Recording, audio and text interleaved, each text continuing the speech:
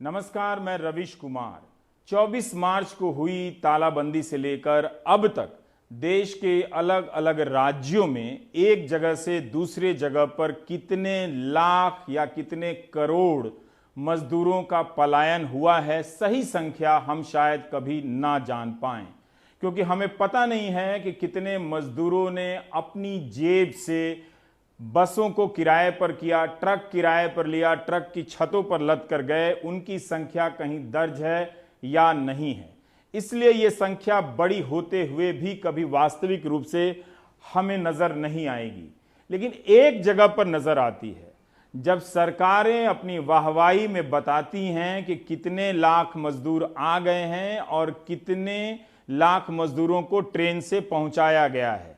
यही नहीं, अलग अलग राज्यों ने जो वेबसाइट बनाए हैं जहां पर मजदूर जाने के लिए पंजीकरण करा रहे हैं, उससे भी एक ठीक ठाक आंकड़ा मिलता है। रेल मंत्री पीयूष गोयल ने ट्वीट कर बताया है कि 800 से अधिक श्रमिक स्पेशल ट्रेनें चलाई गईं और 10 लाख से अधिक मजदूरों को पहुंचाया गया। यह सिलसिला अभी जारी है। यही नहीं, पंजाब सरकार की वेबसाइट में 15 लाख से अधिक मजदूरों ने अपने अपने राज्यों में जाने के लिए पंजीकरण कराया है। यूपी के मुख्यमंत्री योगी आदित्यनाथ ने कहा है कि 12 लाख मजदूर उनके राज्य में आ चुके हैं, 10 लाख और आ सकते हैं, यानी 25 लाख ये संख्या होती है। झारखंड सरकार की वेबसाइट पर 6,85,000 से अधिक मजदूरों ने वापसी के लिए पंजीकरण कराया है। ओडिशा आने के लिए सरकार की वेबसाइट पर 6 लाख से अधिक मजदूरों ने पंजीकरण कराया है।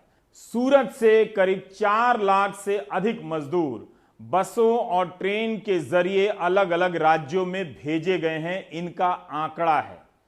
सूरत से गुजरात के अलग अलग हिस्सों में भी मजदूरों के जाने का एक अनुमानित आंकड़ा मिलता है जो 6 लाख से अधिक है और 8,000 से अधिक बसें इनको सूरत से लेकर अलग अलग जिलों में गई हैं। इसलिए मजदूरों का यह पलायन संख्या के लिहाज से अभूतपूर्व है। कई लोग इस पलायन की तुलना 1947 के विभाजन से करते हैं। शायद यह तुलना सही नहीं होगी। इसका कारण यह है कि 1947 में जब दो देश बने थे और एक दोनों पर राज करने वाला तीसरा देश अपना सारा लाव लश्कर लेकर यहां से जा चुका था। जिलाधिकारी से लेकर सेना के अधिकारी, पुलिस अधिकारी सब भारत छोड़कर जा चुके थे। तो इस भीड़ को संचालित करने के लिए, व्यवस्थित करने के लिए पुलिस से लेकर अधिकारियों की बहुत कमी थी। एक नई नई व्यवस्था थी जो होते हुए भी नहीं थी।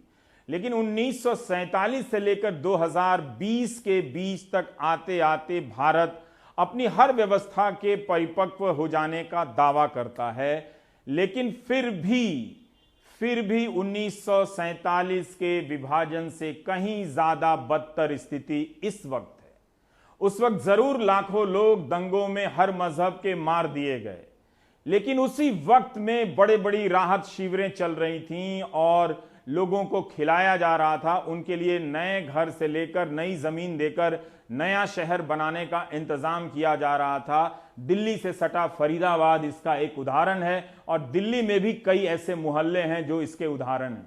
लेकिन इस वक्त ऐसा होता हुआ कुछ भी नहीं दिख रहा है। इसलिए इस वक्त की त्रासदी की तुलना आप 1947 की महात्रासदी से ना करें। दोनों त्रासदियां अपने अपने स्केल में अलग प्रकृति की हैं।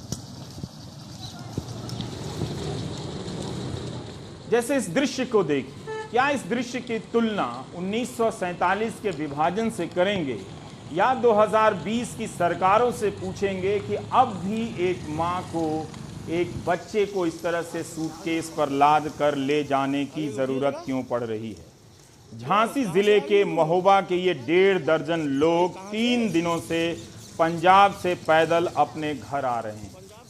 इस बच्चे को देखिए किस तरह से इसका पांव सूज गया होगा कि मां ने थोड़ा आराम देने के लिए सूटकेस को ही रेलगाड़ी में बदल दिया होगा। और ये दृश्य देश के हर टेलीविजन के चैनलों पर है, लेकिन मैं दावा करता हूं इसके बाद भी सरकारों की संवेदनशीलता इतनी ही रहेगी कि वो सिर्फ अपनी वाहवाही के लिए जुटाई गई संख्या को बताते रहेंगे। उनके द्वारा बताए गए 10 लाख या 12 लाख के आंकड़े में ना तो ये बच्चा है ना ये मां है।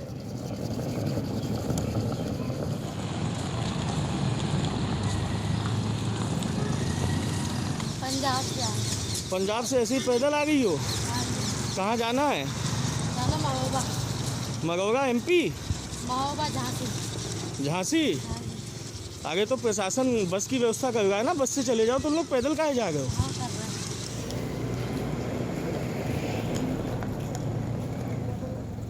पलायन के इन दर्दनाक किस्सों को इल्लीगल और लीगल यानी वैध और अवैध में बांट दिया गया है। जिन मजदूरों ने सरकार की वेबसाइट पर पंजीकरण कराया और जिन्हें सरकार ने अपनी बस और रेल में बिठाया, वो तो सरकारी माने गए, गिने गए। लेकिन जिन मजदूरों ने मजबूरी हालात की वजह से अपनी गाढ़ी कमाई लुटाकर बस और ट्रक किराए पर किए और बिना कहीं किसी रजिस्टर में दर्ज हुए पलायन की इस दर्दनाक यात्रा को तय किया, वो अवैध ही माने गए या फिर उनकी संख्या कहीं नजर नहीं आई, वो संख्या विहीन माने गए। तरह तरह से मजदूर दिन बदलने के साथ साथ यात्राओं के साधन भी बदल रहे हैं। रवीश रंजन को कुछ रिक्शा चालकों से उनकी मुलाकात हुई जो गुरुग्राम से चले हैं बिहार के भागलपुर जाने के लिए और 3 दिनों तक रिक्शा खींचते खींचते यूपी के इटावा तक ही पहुंचे। मेट्रो स्टेशन या गली मोहल्लों में चलने वाला रिक्शा इटावा के नजदीक राष्ट्रीय राजमार्ग पर सरपट दौड़ा जा रहा है। शाम 8 बजने को है। भारी ट्रक और दौड़ती कारों के बीच अपने मन से नहीं बल्कि मजबूरी में रिक्शा चलाकर अजीत की टोली बिहार के भागलपुर जा रही है। आज रिक्शे पर कोई शहर वाला नहीं बल्कि उनके खुद का परिवार बैठा है। फार्म भराया तो फार्म में उसमें पुलिस चौकी बोला जाने के लिए, पुलिस चौकी में सुनवाई कुछ नहीं किया, वहाँ से भगा दिया। फिर वहाँ से हम बोले हम सब अब नहीं रुकेंगे, ऐसे अपने आदेश से निकल जाएंगे। गुड़गांव से चले भागलपुर कब पहुँचेंगे कोई पता नहीं है। इटावा से हम आगे बढ़े तो दिल्ली में रिक्शा चलाने वाले सलाम मिले। अकेले पटना जा रहे हैं। मैं इस वक्त आगरा लखनऊ हाईवे पर मौजूद हूँ। ये आप देखिए, हम लोग खुद इटावा की तरफ जा रहे थे। ये हमें रास्ते में सलाम मिले। ये देखिए रिक्शा लिए हुए हैं। सलाम, कहाँ जाना है आपको? कब चले हो आप? सर चलने से 3 दिन हो गया।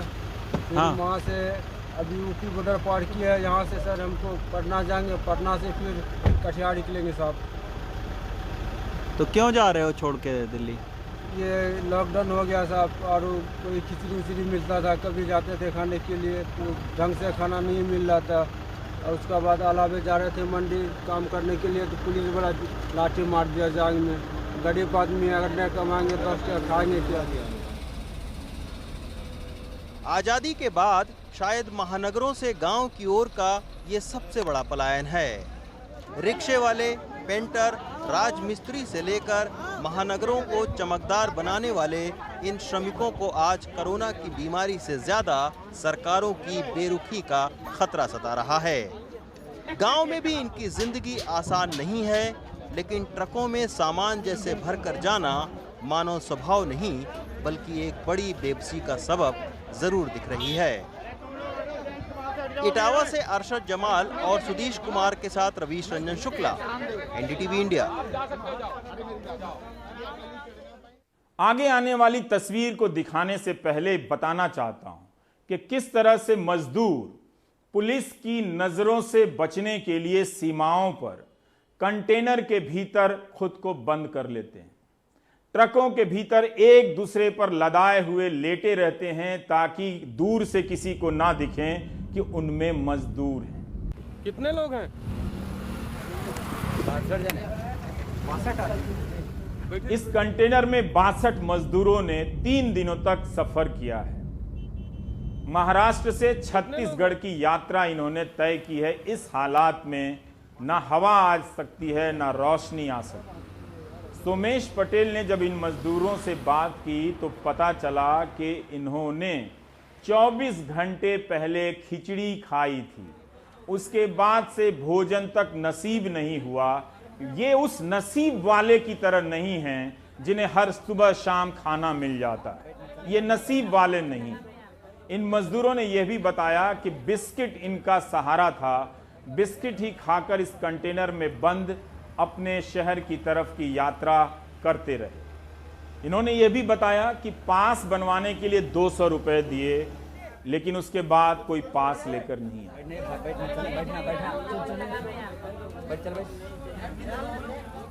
ये देखिए, ये मजदूर जान जोखिम में डालकर सफर कर रहे हैं और इस कंटेनर के अंदर बैठे हुए हैं। इनसे बातचीत करेंगे। कहाँ से आ रहे हैं आप लोग? हम लोग भिमंडी से आ रहे सर। कहाँ जा रहे हैं? हम लोग झारखंड जा रहे हैं। कितने लोग हैं इसमें? इसमें हम लोग 62 जन हैं।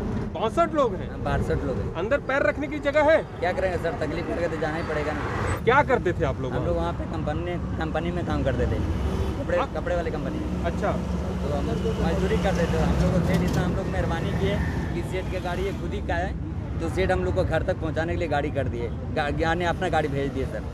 तो सरकार आप लोगों के लिए मदद नहीं कर रही? सर क्या मदद करे, कोई मदद नहीं हो रहा है सर। खाली सरकार बोल रही है ये मिलेगा वो मिलेगा, कहीं कुछ नहीं मिल रहा है। जगह जगह में थोड़ा एक पैकेट बिस्किट मिल रहा है या तो पानी का बिस्लरी का बोतल मिल रहा है। खाया है?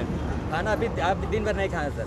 दिन भर नहीं खाया? दिन भर नहीं खाया। आखिरी बार खाना कब खाया? आखिरी बार कल हम लोग शाम को खाए सर, वही खिचड़ी। कल खाया था? हमारा तो खिचड़ी मिल रहा था, वही बट रहा था, वही खिचड़ी हम लोग खाए। बहुत तकलीफ है सर, बहुत गर्मी। तो इसमें तो और आप लोग जान जोखिम में डाल रहे हैं। कोरोना वायरस भी है, सोशल डिस्टेंस भी आप लोगों को रखना है। तो रहने से भी दिक्कत होता है ना सर। जितने कोरोना बीमारी पीने का ना सर, उतना भूखमरी में मर रहे हैं। वहाँ खाने पीने का साधन नहीं, वहाँ कुछ सर क्या करेंगे वहाँ? ये भी एक परेशानी का सबब है। जहां जहां पंजीकरण हो रहा है, सैकड़ों की संख्या में मजदूर रोज जा रहे हैं कि आज मेरा नंबर आएगा। अब आपके घरों में गैस तो आराम से पाइपलाइन से पहुंच जा रहा है, लेकिन सिलेंडर का नंबर लगाने वाले लोग जानते हैं कि वो लाइन कितनी मुश्किल भरी होती है। हमारे ये मजदूर गैस के सिलेंडर बन गए हैं और सरकार एजेंसी जहां वो भरे जाने की तरह गांव जाने के लिए रोजाना पहुंचते हैं और पूछते हैं मेरा नंबर कब आएगा। लेकिन इसी बीच राजनीति ने अपनी जगह बना ली। कांग्रेस ने कहा कि जो मजदूर रेल से जा रहे हैं और जिनसे किराए लिए जाएंगे वो पैसा चुकाएगी। तो गुजरात में कई जगहों पर कांग्रेस नेताओं को रोका गया। सूरत में श्रीनिवासन जैन ने देखा और मनीष पानवाला ने भी बताया था कि किस तरह से मजदूरों को कहा जाता है कि फलाने एजेंट के पास चले जाइए, नाम और नंबर लिखा दीजिए। पता चल रहा है कि इनमें से बहुत से लोग बीजेपी से जुड़े हुए हैं। ये ट्रेन की टिकट बिक रही है? जी जी अच्छा जी जी, ट्रेन के टिकट। ट्रेन के टिकट है?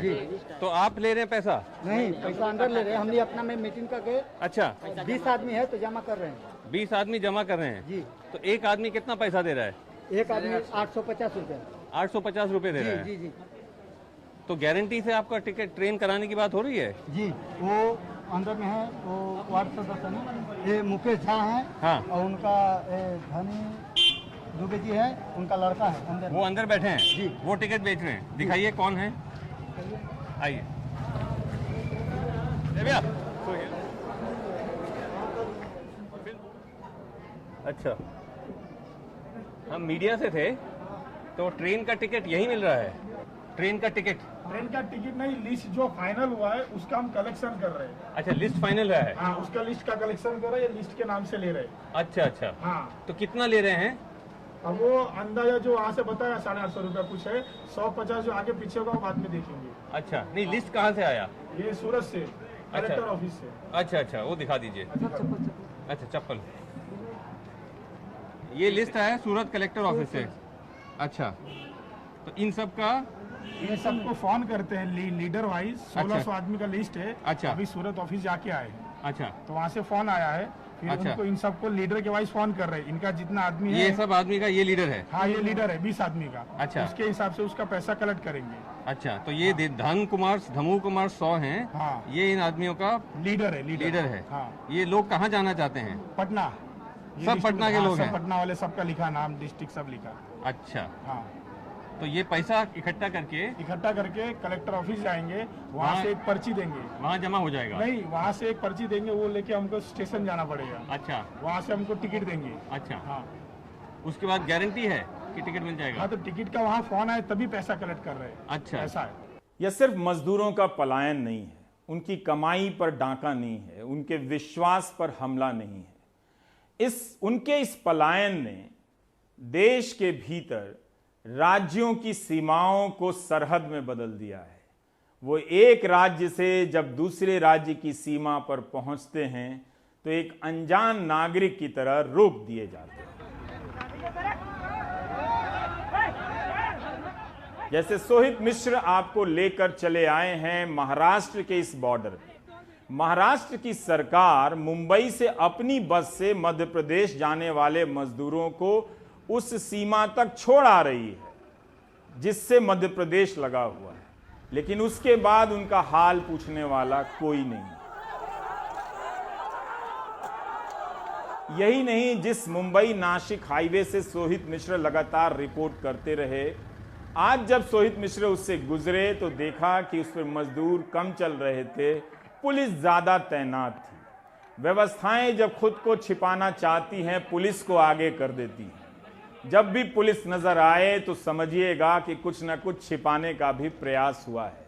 और अब इन मजदूरों ने सोहित को बताया कि कईयों ने कि हाईवे का रास्ता छोड़कर वो दूसरे अनजान रास्तों से जाने के लिए मजबूर हुए हैं। इस पलायन ने नए नए रास्तों की भी खोज की है। लोग पटरियों पर चले। सूरत में जब हाईवे पर रोका जाने लगा तो रात अंधेरे पैदल चलने वालों के दस्ते ने उन अनजान रास्तों की खोज की। ठीक उसी तरह सूरत के मजदूरों से किसी भी प्रकार का संपर्क या संबंध न रखने वाले पंजाब और हरियाणा के मजदूरों ने पश्चिम उत्तर प्रदेश की सीमाओं पर बसे गांवों के से होकर गुजरते हुए यात्राएं करने का जुगाड़ खोजा। तो जब आप अपने ही देश में प्रशासन की नजर में अवैध घोषित हो जाते हैं, समस्या घोषित हो जाते हैं, तो किस तरह से आपकी कमाई अवैध समझकर लूट ली जाती है और आपके लिए वो एक्सप्रेसवे जिसे दिखाकर भारत विश्व गुरु बनना चाहता है, जैसी सड़कें दुनिया के हर देश में मौजूद हैं, वो अवैध हो जाती हैं और वो गांवों की पगडंडियों पर चलने लगता है। लेकिन कहानी यही नहीं है। वो भोजन क्या कर रहे हैं? जब हमारे संवाददाताओं ने पैदल चलते इन मजदूरों से बात की तो एक सामग्री निकल कर आई जिसे इस वक्त आप राष्ट्रीय आहार की संज्ञा दे सकते हैं। वो है बिस्किट। कई मजदूरों ने हमारे सहयोगी संवाददाताओं से जो बेहतरीन रिपोर्टिंग पिछले 1-2 महीने से कर रहे हैं, आप दर्शकों की नजर भी है उन पर, चाहे सोहित हो, सौरभ हो, शरद हो, रविश रंजन हो, अनुराग द्वारी हो, सुनील सिंह हो, अभिषेक हो, इन सब ने जान लगा दी है मजदूरों की कहानी आप तक लाने में। इन सब की कहानियों में एक चीज बार बार आया है कि वो बिस्किट खाकर यात्राएं कर रहे हैं। बिस्कुट खा करके और पानी पी करके हम लोग हैं। बिस्किट और पानी? हाँ। बाकी खाने पीने को आज क्या व्यवस्था है? खाने पीने का वो खिचड़ी आया था, अभी लाया था। तो आप लोग क्या खाए हो आज दिन भर में? और बिस्कुट और पानी। क्यों, और कुछ क्यों नहीं खा रहे हैं? क्या बिस्कुट ले ले हैं? आप बिस्कुट लेके घूम रहे हो? हाँ। दिखा सकते हैं? हाँ, दिखा दे। अब वो एक पैकेट निकाल के दोनों जने खैली हैं, पानी पिए ली। अच्छा, तो बिस्किट खा के आप लोग आगे बढ़े? हाँ, देखो। तो इस तरह से बिस्किट खाकर ही यहाँ पर आगे बढ़ा जा रहा है। तो ये हकीकत है। आपका क्या नाम है मैम? बिजली देवी। बिजली देवी। सर आपका नाम? शिव कुमार। तो आप लोग ऐसे बिस्किट रख रहे हो और यही खा रहे हैं? हाँ? सिर्फ बिस्किट रख रहे हो? आपने आज क्या खाया होगा? हम लोग भी साथ में वही तो खाया हूँ। बिस्किट खा रहे हैं। आप लोग कितने लोग हैं? कितने लोग? हम लोग 21 लोग हैं। 21 लोग? सब लोग यही खा रहे हैं? सब यही लोग खा रहे हैं। 21 लोग सिर्फ बिस्किट खा रहे हैं? किन यही सब बिस्कुट में ले सब लोग इसी तरह खरीद के रखे हैं अपने अपने जगह। अच्छा। हाँ। 50 दिनों की इस तालाबंदी ने मजदूरों को संख्या में बदल दिया। औरंगाबाद के बाद 16 मजदूरों के ट्रेन से कटकर मारे जाने के बाद अब मजदूरों के मरने पर उस तरह से संवेदनाओं का राष्ट्रीय प्रदर्शन नहीं होता जिस तरह से उस वक्त हुआ है। अभी भी मुख्यमंत्री वगैरह संवेदनशीलता जता देते हैं, संवेदना प्रकट कर देते हैं, मगर उस स्केल का अब नहीं होता है। आज की घटना बता रहा हूं कि कई जगहों से दुर्घटना में मजदूरों की मौत की खबर आई है और 50 से ज्यादा मजदूर घायल हुए। मध्य प्रदेश के गुना में 8 मजदूर मर गए, तो यूपी के मुजफ्फरनगर के पास 6 मजदूरों को एक बस ने कुचल दिया जो बिहार जा रहे थे। जान भी जा रही है और काम भी जा रहा है। इस पलायन के बीच में ऐसे बहुत सारे अनजान किस्से बाहर आने के लिए बेचैन हैं, जो आपसे कहना चाहते हैं कि कल तक वो अच्छा खासा कमा रहे थे, जब नौकरी चली गई, काम चला गया, तो आज वो सब्जी बेचने पर मजबूर हुए हैं। आप अपने अपने मोहल्लों में देखिए, शहरों में देखिए, तो ठेले पर फल और सब्जी बेचने वालों की बाढ़ आ गई है। कोई नया ठेला दिखे तो उस पर लिखा हुआ ज़रूर देखिएगा कि कहीं उस पर चाट भंडार या डोसा वाला, मद्रासी डोसा वाला तो नहीं लिखा हुआ है। पता चल जाएगा कि ये पहले कुछ और करता था, अब कुछ और कर रहा है। इसी संकट के बीच मजदूर अपनी पेट की आग बुझाने के लिए भी नए नए रास्ते खोज रहे हैं।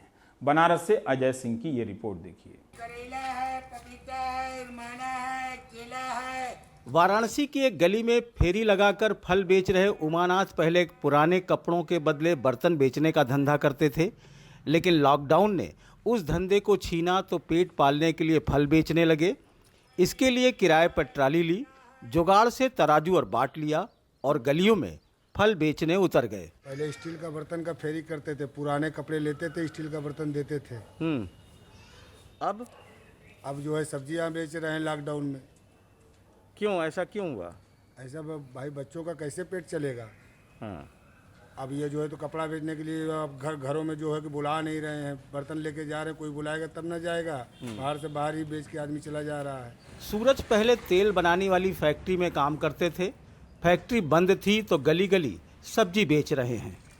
गरी का तिल्ली का तेल बना रहे थे तो कंपनी बंद हो गया, तो फिर पेट चलाने में तो जानते ही ये सब करना ही पड़ गया। तो पापा बोले मेरे घर में ये सब तो होता ही रहता है, तो पापा बोले कि यही सब करो अपना, आपका पेट चलेगा कम से कम। मनीष पहले बाइक कार मैकेनिक थे। पिता का कपड़े का कारोबार था। बाप बेटे दोनों अब सब्जी बेच रहे हैं। सर जी पहले मैं गाड़ी बनाता था, अब मैं फल वगैरह बेच रहा हूँ। क्या करूँ सर जी, 2 दिन से लॉकडाउन से बैठा हुआ था, कुछ समझ में नहीं आ रहा था, सब सोचे कि फल वगैरह बेचूँ। अब लॉकडाउन में जब घर से बंद हो गए तो ऑटो चालक की आमदनी कहाँ से होती। राजकुमार फिर भी रोज अपना ऑटो साफ करते हैं और फिर सब्जी बेचने निकल पड़ते हैं। वो तो खाली बस पेट भर रहा है, बस सब्जी से कुछ हो खा थोड़ी रहा है। और किसी तरीके की मदद मुहैया आपको हुई या कुछ नहीं। ऑटो वालों को पता लगा कि पैसा मिल रहा है, 6-6 हज़ार मिल रहा है, कुछ नहीं मिला। रेंज मकान मालिक रेंज मांग रहे हैं तो कहाँ से देंगे। क्या हुआ ऐसा, क्या आप फल फूल बेच के आपके घर का वो खर्च चल पा रहा है जो टोटो चला? उसमें भैया 200-250 मिलता है, उसमें बस दाल रोटी चल रहा है। जुगाड़ की ट्राली और जुगाड़ के तराजू से अपने हुनर का काम छोड़कर इस तरीके के रोजगार को कुछ दिनों के लिए तो किया जा सकता है, लेकिन हमेशा के लिए नहीं, क्योंकि इससे इनके हुनर के लाभ लेने वाले भी परेशान होंगे और ये खुद बमुश्किल अपना पेट ही पाल पाएंगे। ऐसे में उम्मीद की जानी चाहिए कि इनके हुनर के काम का रास्ता जल्द निकलेगा।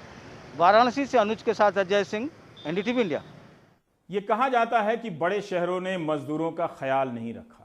बड़े स्तर पर यह बात सही है, लेकिन इन्हीं शहरों के कई नेक दिल लोगों ने मजदूरों की मदद के लिए अपना सब कुछ लुटाया भी। जो कम था उसे भी लेकर वो उनके बीच गए, चप्पलें दी, खाना दिया। और यही नहीं, मुंबई जैसे शहरों में भी ये सुनने को मिला कि कई मालिकों ने किराया तक दिया, अपनी गाड़ी भी दे दी। तो रिश्ते टूटे हैं भरोसे के भी, मालिक और मजदूर के बीच में, लेकिन इन्हीं सब के बीच बचे हुए भी हैं। क्या मजदूर जो मुंबई से लाखों की संख्या में बाहर चले गए दूसरे राज्यों में, अपने अपने राज्यों में, बाहर फिर से लौट कर आएंगे? अभिषेक शर्मा इस सवाल को लेकर मुंबई में मजदूरों से पूछते रहे। सुनिए क्या जवाब मिला।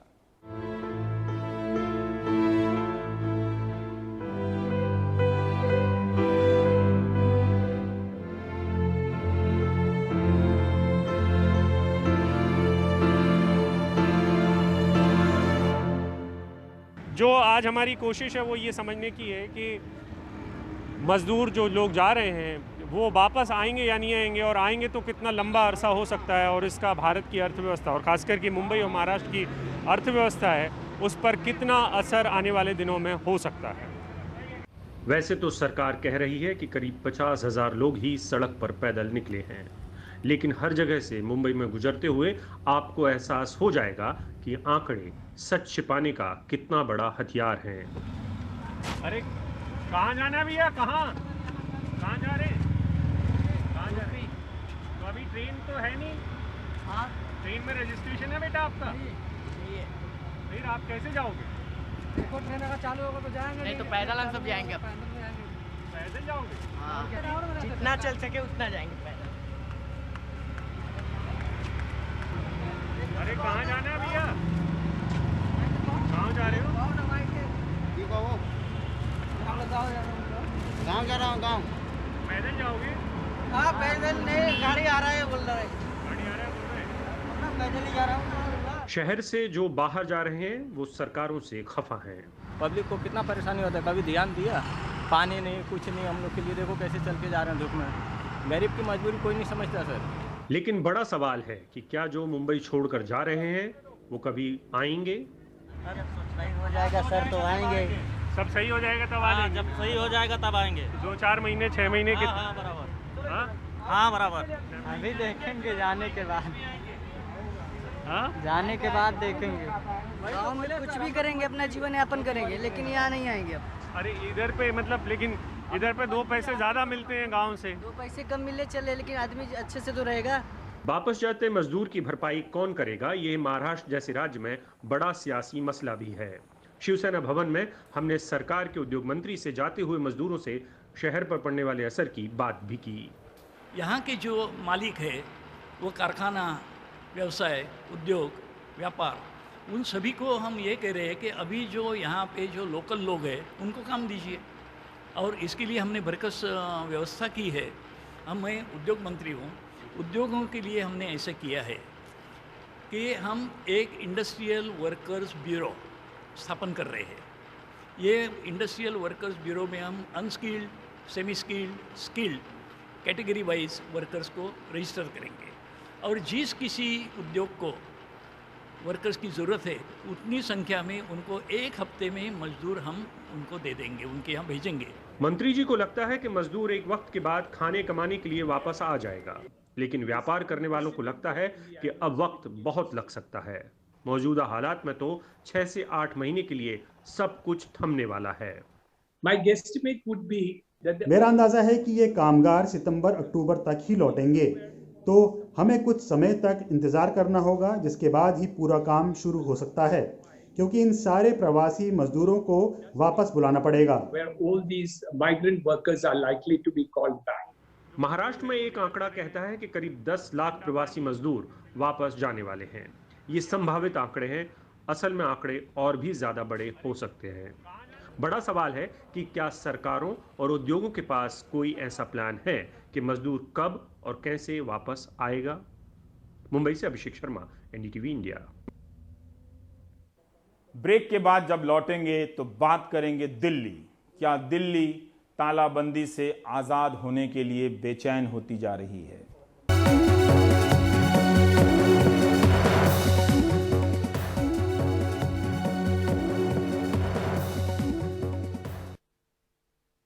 महाराष्ट्र के उद्योग मंत्री ने कहा है कि बड़े शहरों में तालाबंदी जारी रखने के अलावा कोई विकल्प नहीं है।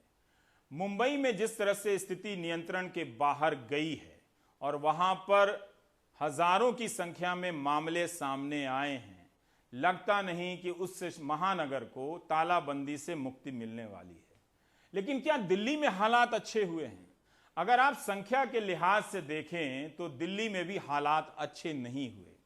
यहां भी कोरोना से संक्रमित मरीजों का ग्राफ बढ़ता रहा। जो अच्छी प्रैक्टिस है, अच्छी नीति है तालाबंदी से निकलने की, उनमें 2 बातें मुख्य हैं। एक कि ज्यादा से ज्यादा टेस्ट करने की व्यवस्था आपने कर ली हो, और दूसरा कम से कम 2 हफ्ते तक जो बीमारी का ग्राफ है वो ढलान की तरफ जाए, तब आप तालाबंदी से निकल सकते हैं। लेकिन हमने कई शहरों को बिना ये उपलब्धि हासिल किए बेचैनी में हमने निकलने का रास्ता दे दिया। ये चुनौतियां आने वाले समय में कहीं विकराल ना हो जाए। शरद शर्मा दिल्ली की बेचैनी पर एक रिपोर्ट दे रहे हैं। ये है दिल्ली से सटे गाजियाबाद का वैशाली सेक्टर 4 मार्केट। शाम का समय है लेकिन बिल्कुल सन्नाटा पसरा हुआ है। गाजियाबाद में केवल जरूरत के सामान की दुकानों को खोलने की इजाजत है, लेकिन शाम 4 बजे के बाद तो ना फल सब्जी की दुकान खुल सकती है और ना राशन किराने की। केवल दूध और दवाई की दुकान खुलती हैं। गाजियाबाद में अब तक कुल 145 कोरोना मामले सामने आए हैं, जिनमें से 60 मरीज अभी अस्पताल में हैं।